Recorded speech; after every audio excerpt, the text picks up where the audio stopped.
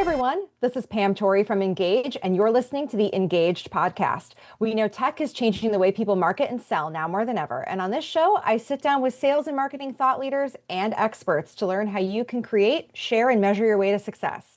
Today, we're sitting down with Eric Brown, Director of Contractor Engagement at CertainTeed. Eric spends his days helping roofing and exterior contractors tighten their processes and choose technology that truly supports growth, never the other way around. In this episode, we'll unpack how to define clear business goals before buying software, the KPIs that prove your tech stack is working, and the practical steps that a $5 to $10 million contractor can take to turn manufacturer partnerships into a competitive edge.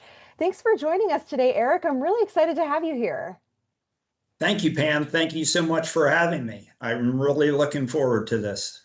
Yeah, we've been partnered with CertainTeed for quite a while, and it's always surprising to me just like how long it takes to get some of this stuff moving. We've wanted to have somebody from CertainTeed on for a really long time because number one, you're such a great partner to us, but number two, you guys have been around for a really long time and have a lot of experience. And I feel like everything you're about to tell us will be applicable to our audience. So before we dig into the nitty gritty of this conversation, can you tell us about your background? Like, how did you get into this industry and what led you to CertainTeed? Well, actually, my very first job ever was working for a plasterer. So as a teenager, I worked in construction and just found it really cool, really interesting. I wanted to be an architect at one point. My father told me, you can't draw very well, so maybe you should be an engineer. So I went to school to be an engineer, and I started with CertainTeed in a manufacturing plant of all things as an engineer, and then worked my way into sales, into product management, and into some roles in senior leadership. Fantastic. So it sounds like you've been there for quite a while and seen a lot of changes that have happened in this industry over time. Absolutely. I've been here 34 years, and the one constant is change, right? We all know that, but it's really amazing the change that has occurred. Sometimes predictable, sometimes completely unpredictable, like COVID. And certainly, I know people were predicting the downturn of 08, 09, but some others were not. Very, very true that the only true certainty is change. So this quarter, we're really talking about the concept of the tech stack and trying to help our contractors to navigate kind of the thorny world of technology that exists today in the home improvement, home remodeling space. I feel like the feedback I hear from many of our contractors is that it's kind of overwhelming to look at the technology landscape. There are so many solutions. Everybody's telling you that you need to buy this tech. You must have this.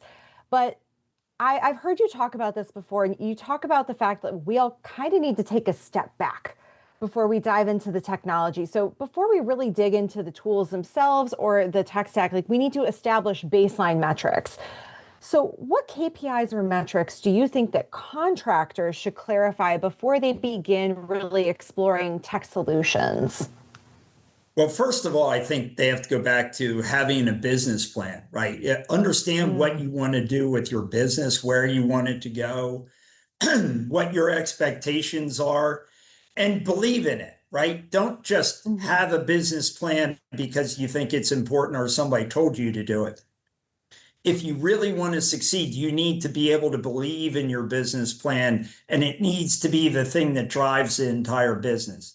Then, of course, you can build out things like close rates, set rates for in-home appointments, those sort of things to create the KPIs that you want so that when you do implement a tech stack or technology, you're able to measure it, right? You're able to measure if it's really doing what you expected it to do. And I think that's, people rush in, they follow the hype, and there's a lot of really cool tech out there. There is. But it's not right for everybody, right? If you can't measure if it's helping you, it's not worth very much. Yeah, I think that also digs into the fact that there are some solutions that you should implement before others. I mean, there really are some things that are like foundational to a business. And if you start implementing things that fit later in the process before those, you can kind of run into some trouble. So it really makes sense to get that foundation in place of, why are you in business? What is your model? Are you one call close, two call close? Are you just roofing? Do you do whole exteriors? What's your goal? Like you kind of need to be able to see the forest through the trees before you start picking out tech. Exactly. Process has to be supported by tech, not the other way around. So let's talk a little bit about process. Like I've heard you say before that the sales process is a critical driver when choosing technology, that you need to know what your steps are, what your flow is before you can start implementing solutions to support that. So when you look at exterior modelers, because you guys talk to so many of them, what steps do you see them most often overlooking? And how do you suggest that they go about tightening that process before they start sussing out solutions?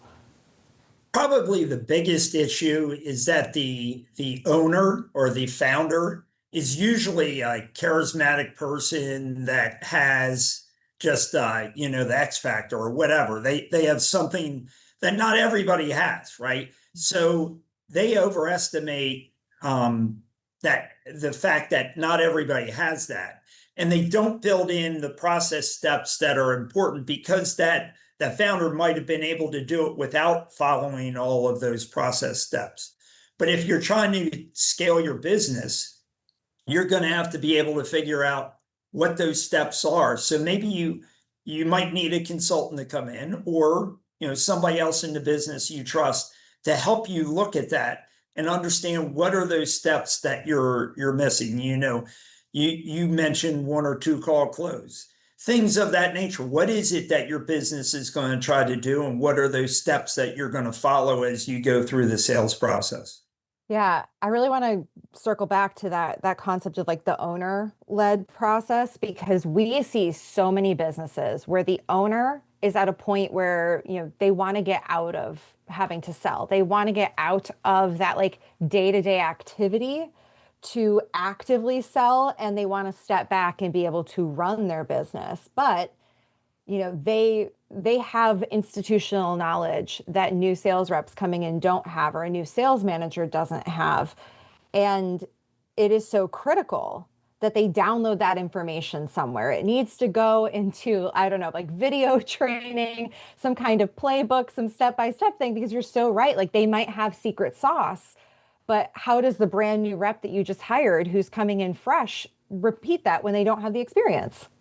Yeah, and the one other thing I've noticed is a lot of owners, founders, have a difficult time accepting things that aren't 100% of the way they would do it. And really, when you're dealing with employees that are going to be making sales calls for you, you really get a lot of scale and efficiency, even if they're only doing it 70 or 80% of the way that you would do it. So I think, a lot of owners, some guidance or advice that I've seen over my career, be willing to accept 80% good, because that's going to help you scale your business very, very well. Yeah, my boss, our CEO, Dean Curtis, always talks about that. Like 80% of the way there is great. 80% of the way is 100% good. Like it gets you most of the way there. Also, we think about the type of people who end up in sales. Like we think about their disc profiles, the kinds of personalities that end up there. They often want to put a little bit of their own spin on the process. Like they'll follow the steps, but you want to give them a little bit of latitude to infuse their own personality into the process. Absolutely. And the more experienced they are, the more success they've had, the more you want to do that, right? You don't want to be too constricting in your sales process. But most owners can feel that out as they go through the process, or experienced sales managers. So I want to talk about that owner or that sales leader that who's in this business, who is trying to tackle this concept of tech stack, trying to tackle the idea of bringing technology into their business. And I've been here for almost 6 years at this point, and I've seen a lot of these folks trying to go it alone. Seen a lot of contractors out here who feel like they have to do the assessment of tech solutions by themselves. But what's so great about this industry, something that I think is really special about it, is that we do have these wider networks, whether it's through a sales coaching organization, an industry organization, whether it's through your manufacturer. There are a lot of people out here kind of doing the work for you, so you don't need to start from scratch. And at CertainTeed, I've noticed that you guys rarely build anything completely from scratch. You're rarely asking your contractors to do anything completely from scratch. You're trying to partner where it will speed up that time to value. So when a contractor picks up a solution that you recommend, they can start seeing value out of it almost immediately. So how do you, as one of the largest building product manufacturers out there, go about assessing the criteria that a vendor needs to meet in order to become one of your partners, in order to become a solution that you would recommend to that contractor in your network? Well, first of all, they have to be great at customer experience, right? That's critical. Having our contractors at the core of what we do, it's very important that these affinity partners or potential vendors have a great aptitude for producing a great customer experience. Then they have to be passionate, right? You have to be passionate about what you're doing. The two generally go hand in hand, right? We'd hope. That they're going to be able to accommodate a great customer experience if they're passionate about what they're doing. Then, of course, for whatever discipline we're talking about, we do a scorecard with a lot of feedback. First, up front, we do a lot of research with contractors in our pool of top contractors that have worked with those affinity partners in the past, and make sure we know what we're getting into. Then we have a variety of meetings, but it's really about identifying the needs of the contractor, where they're struggling, where they're having difficulty scaling, and finding those affinity partners that are able to do that in a very effective and efficient way, but while giving great customer experience and being passionate about what they do. Yeah, I think it's just so important for the contractor to realize like how much work goes into choosing the affinity partners that you have in your network. I mean, we went through the process. It was a lot. There were a lot of steps in there to make sure that, we were the right partner to bring in. And it's just such a helpful thing to remember for these contractors. Like someone else has already done a lot of the vetting of Right. any of the partners that you're recommending. Like you've already vetted them and you've made sure that it's an easier experience for them to get up and running than if they went and had to go pick something completely on their own. It's just like, let's use the networks that we have at our disposal to try to make things easier, because it's hard enough to do business today without having to go it alone. Agreed. And we even have regular contractor advisory councils and top contractor advisory trips where we glean that feedback from them, right? And they have conversations during those meetings, and they are in that situation. It's exactly what you're talking about. They're able to use their fellow contractors to get some additional input on who's good at what. So I want to talk about feedback because I've talked to some of your territory managers. I've talked to your crew who works with your contractors, and you guys have more conversations with contractors than almost anybody that I connect with. So you're getting access to tons of feedback about necessary gaps in the sales and marketing tech stack, things that are really causing pain for the contractors in your network. So can you give us a concrete example of how contractor feedback led you to search for a new affinity partner or assess a new affinity partner? Well, certainly in-home selling is a big one. We've talked about that earlier today, and that certainly was a reason that we became involved with Engage. We were getting a lot of feedback that companies, contractors did not have a very good process out there, and that's what Engage really provides. And it's scalable. You can start small and build it to a very customized solution. There have been other ones. Another example would be contractors weren't born to deal with insurance adjusters, right? That's not what they That is were. not their skill set. Right. So, there was a lot of apprehension, lack of confidence with contractors dealing with insurance adjusters because insurance adjusters come out very confident. They've been given a script. They've been communicated and educated on exactly how to handle storm issues. So, that was another place where we realized we needed to try to help our contractors, and we went out and were able to provide that solution for them. Yeah, it's always so interesting to me because I spend all day long dealing with technology and dealing with, the in-home sales side of things. And sometimes I forget that like a lot of our best contractors come from the production side.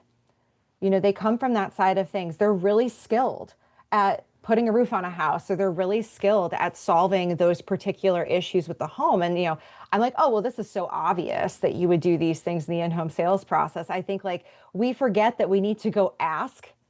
We need to go ask what are the pain points you're actually experiencing, because our assumptions are often incorrect based on our backgrounds. Right, right. It within CertainTeed even, we have manufacturing and we have sales and we have marketing and we have R&D, and it's the same situation. When you're in something every day of your life, it's very hard to put yourself in the shoes of another part of your business, and that's exactly what you have to do. And you're correct too. These contractors, a lot of them started on the production side, right? They were swinging a hammer, and that doesn't always lend itself to being good at the sales process side of it, being good in the home. Sometimes it does, and sometimes that's the side they come from. But whatever side you come from, you need help getting the expertise in the other side of the business. So let's talk about when things go wrong. Because, sometimes even with the best of intentions, we're out here, and this has happened at Engaged before, where we implemented a tech solution thinking that we were ready for it, thinking that we knew what we were doing. But it turns out we had not sussed out the proper process to support that tech solution. And we had some problems and then had to course correct. So I'd love to know if you have a memorable story of a time where a contractor really skipped sort of the foundational elements that we talked about. Maybe they even skipped the full assessment process and they jumped ahead. They just implemented a tech solution and it just wasn't the right timing. What happened there? Well, I can tell you what happened, but I can't tell you it was just one, right? That's probably part of what I want to explain is there are a lot that blend together.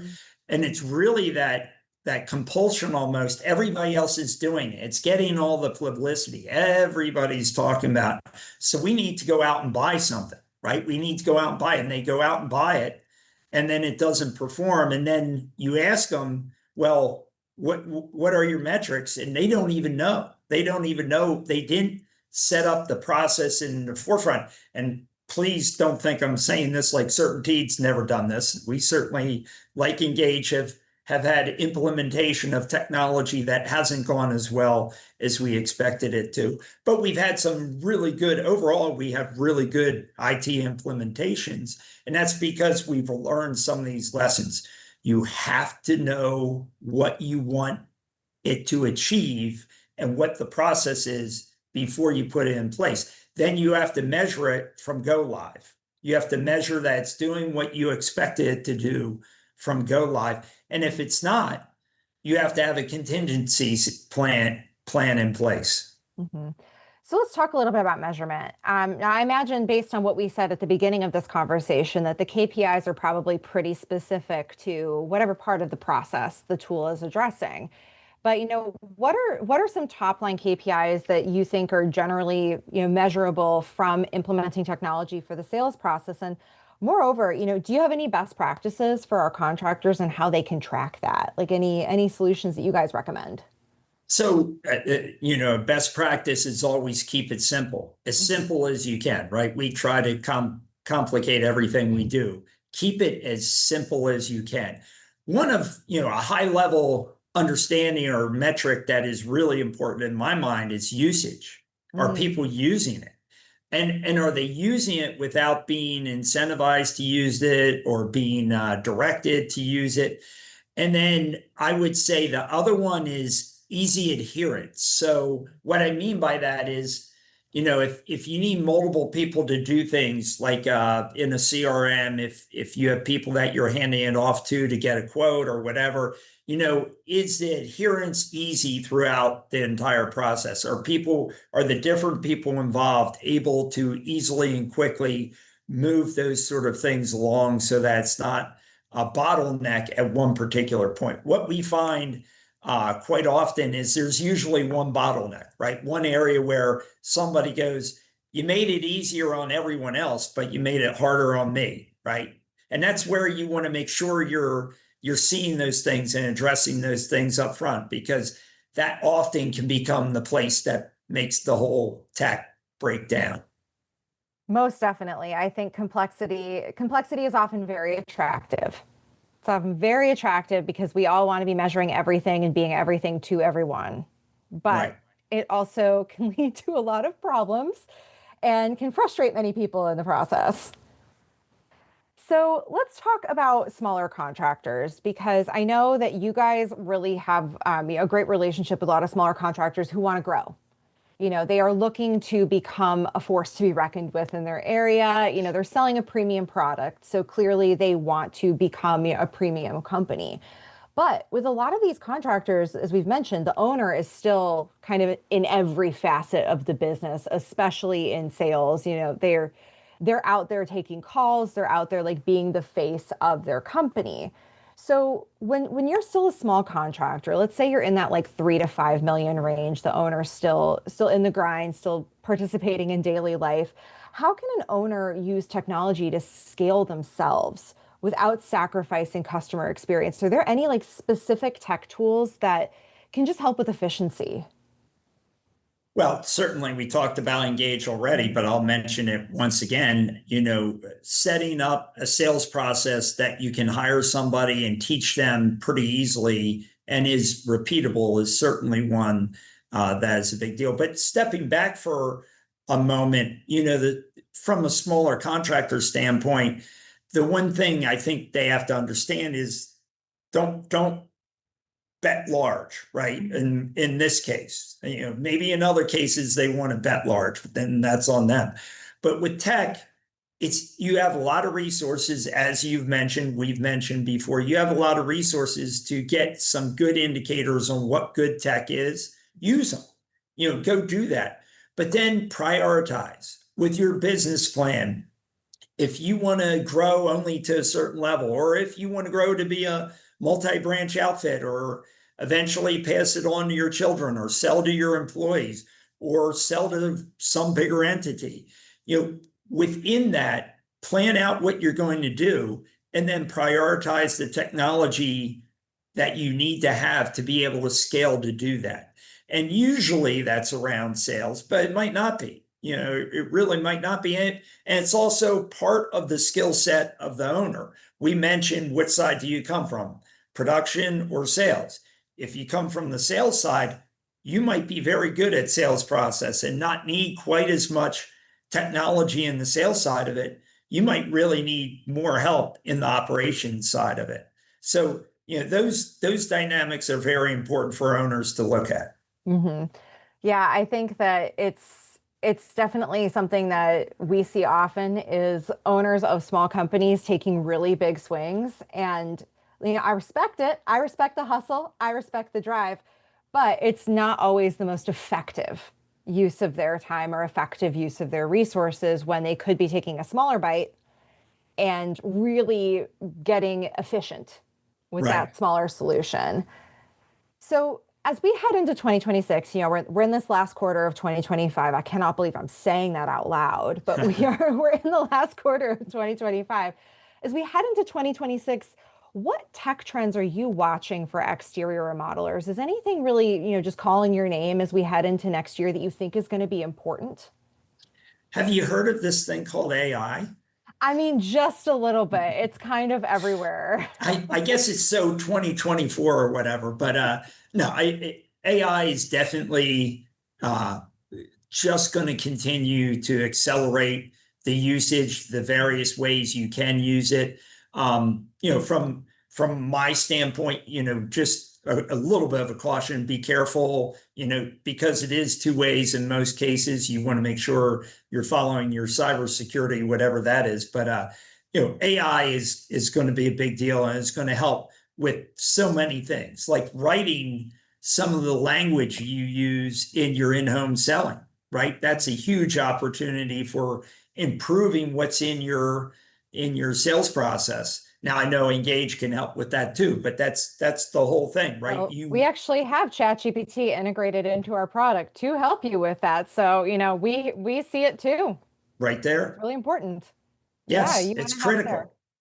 And even in your correspondence with vendors or manufacturers or whoever, it's an incredible tool to use to be able to write better and convey your message better. Mm-hmm.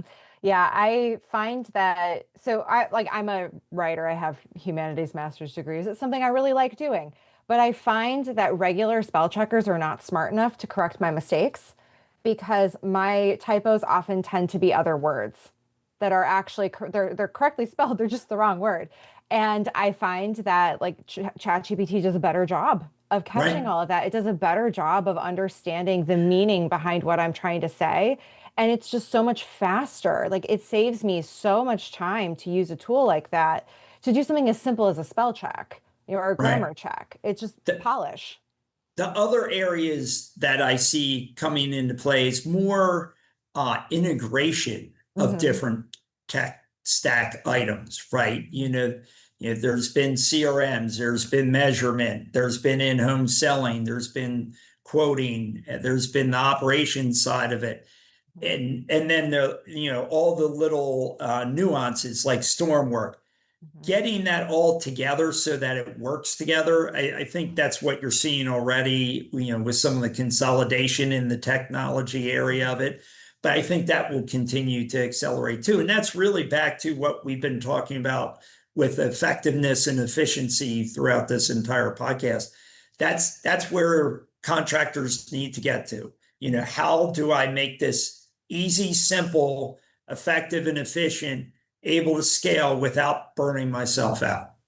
So, Eric, before we wrap up, I want to know what is one trend that you think contractors cannot ignore in this last quarter of 2025? One thing, like if they're only going to do one thing in this last bit of the year before we head into 2026, what is the one thing that they must pay attention to?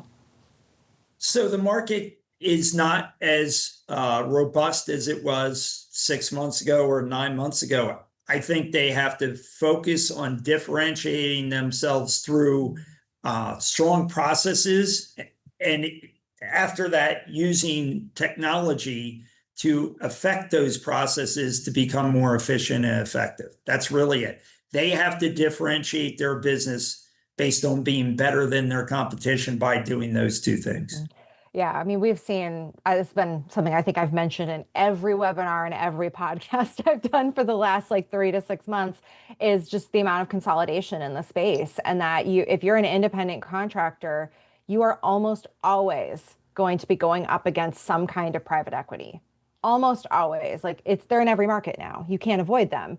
And so how do you differentiate yourself? How do you show why you belong in this space in your market? You have to be thinking about that. I think it's so critical. Absolutely. Well, Eric, this has been a joy. Thank you so much for joining us today. If people want to learn more about you and your team and what you're up to at CertainTeed, where should they go? CertainTeed.com. Fantastic. We like to keep it nice and simple. And we are just so fortunate to be partnered with you and your team and really look forward to what we're going to do at for the last quarter of this year and into 2026. Thank you so much, Pam. It was a lot of fun. Thanks for listening to the Engaged podcast. Be sure to visit engaged.io for more information on how to create, share, and measure your way to success. If you love the Engaged podcast, we'd love for you to subscribe, rate, and review us wherever you listen to podcasts. Until next time.